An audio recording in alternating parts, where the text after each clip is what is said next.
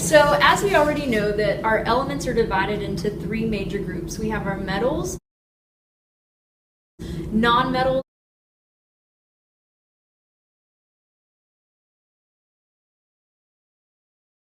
and metalloids.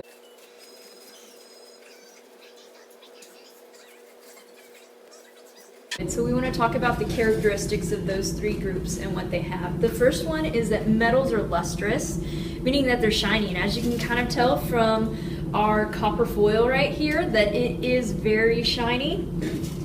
They're ductile. What does that mean that they're ductile? That they can actually be pulled into wire, as we've got right here with our copper wire.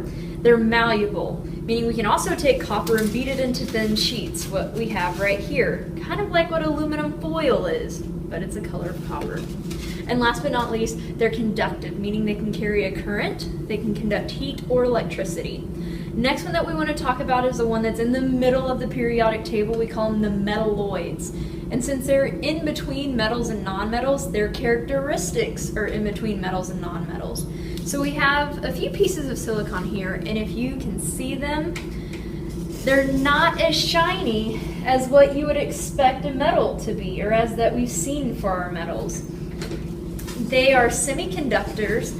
They're somewhat malleable and somewhat ductile, but not as much as metals, obviously. And they're somewhat lustrous, meaning they're not as shiny as metals, but they do have some kind of shine to them. We have 6 major metalloids that we talk about. They're located on the stair steps. That's going to be B, Si, Ge, As, Sb, and Te. If you start at your stair step and bounce down, you'll need to make note of that on your periodic table. Hopefully you are taking notes about which ones are metalloids on there. Last but not least, we have our nonmetals. They're going to be opposite of the characteristics that we have metals. So if we look right here, we have some sulfur. As you notice, there's no shine to it. So they are not shiny. They're actually dull. They're very brittle, and they're insulators or non-conductors, meaning they do not conduct electricity or heat.